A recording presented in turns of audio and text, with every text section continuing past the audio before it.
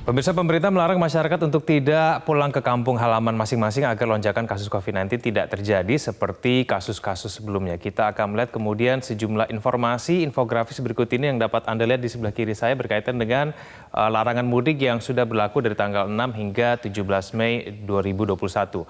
Aturan larangan mudik Lebaran pada tahun ini sudah berlaku sejak tanggal 6 hingga 17 Mei 2021 mendatang. Sebelumnya pemerintah juga telah memberlakukan aturan pengetatan perjalanan sejak 22 April hingga 5 Mei yang lalu. Kita akan kemudian melihat ke slide selanjutnya. Selain sosialisasi yang terus gencar dilakukan oleh pemerintah agar masyarakat mengurungkan niatnya untuk mudik, petugas kepolisian juga melakukan penyekatan dan razia di beberapa titik di Indonesia. Di Jabodetabek tercatat ada 14 titik penyekatan dan 17 titik checkpoint yang sudah beroperasi sejak tanggal 6 Mei pada pukul 00 waktu Indonesia bagian Barat. Kita ke slide selanjutnya, pemirsa. Namun adanya penyekatan dirasa tidak sepenuhnya mampu membendung pergerakan manusia di momen mudik Lebaran seperti pada saat ini. Survei dari Kementerian Perhubungan menunjukkan masih ada sebanyak 18 juta orang atau sekitar 7% masyarakat yang tetap nekat pulang ke kampung halaman meski kebijakan larangan mudik sudah diberlakukan.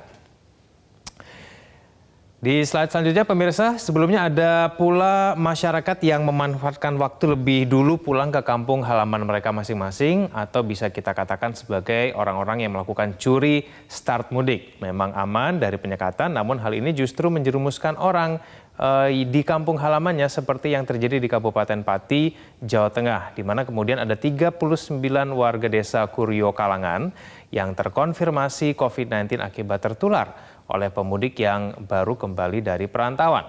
Belum lagi klaster-klaster baru yang muncul selama bulan Ramadan seperti klaster takziah di Semarang, klaster tarawih di Banyumas akibat tidak taat menerapkan protokol kesehatan. Di slide selanjutnya, pemirsa, seharusnya kita belajar dari pengalaman sebelumnya di mana kemudian lonjakan kasus COVID-19 ini selalu terjadi pasca libur panjang.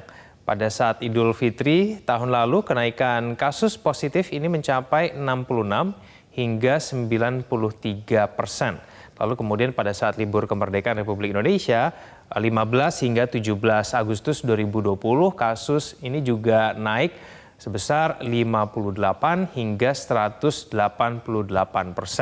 Nah, ada juga libur Maulid Nabi dan libur Natal serta Tahun Baru yang juga menyumbang lonjakan kasus COVID-19 masing-masing sebesar 17% hingga 22% pada saat libur Maulid Nabi dan juga pada saat libur Natal dan Tahun Baru ini dari 37% hingga 78%. Kita ke slide selanjutnya, pemirsa. Nah, lebih baik kita memang jangan mudik selain memang dilarang oleh pemerintah pulang kampung ke halaman masing-masing, malah justru ini akan membahayakan orang-orang yang kita sayangi. Seperti orang tua, mereka adalah orang yang termasuk kelompok rentan tertular COVID-19. Lalu momen Idul Fitri di mana aktivitas jabat tangan dan juga berpelukan ini sangat sukar untuk dihindari.